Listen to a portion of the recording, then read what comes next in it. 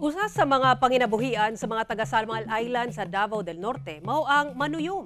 Apan dili po daw ingon ana kadaghan ang kita. Atong sayron sa report ni John D. Esteban. Naabtan sa GMA Regional TV1 Mindanao ang mga mananagat sa barangay Katagman sa Salmal Island, Davao del Norte nga nagyubyub og sako sa dagat. Gitanggalan di ay nila og tunok ang kuha nga tuyom. Anaa sa tunga sa planggana ang ginaghanon sa kuha. Kinahanglan mag-amping kay sakit kaayo matunok og tuyom. Og sa gabi mabaw ra ni siya. Pero og adlaw lawom ni siya. Matago man siya sa mga bato nga magtuslaw man padulok. Dili basta-basta ang pagkuha og tuyom, gumikan kinahanglan nila kining sisiron sa ilawom aron makadaghan. Swerte na lang daw kung dili kusog ang sulog sa dagat. Wanang takdo lang na kumbuan, usar po na yung mga order.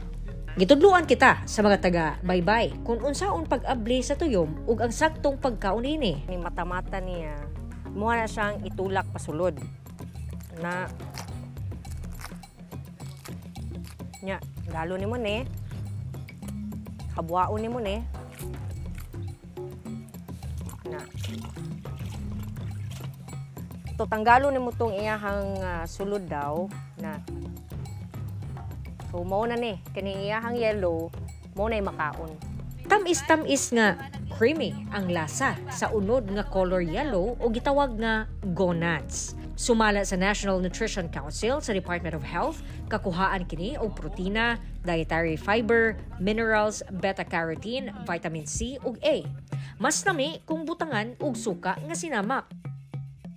Sumala sa mga residente, usahay mauna ni ang ilahang panudan, paresan lang ug mais humay. Mas lami daw ni siya sa kuan.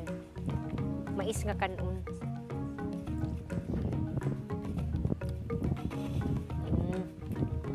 Sumala nila, pait ang kinabuhi sa mananagat.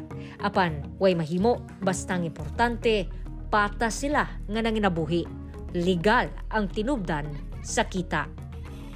Kauban si Melchor Awing sa kamera, John D. Esteban, 1 Mindanao.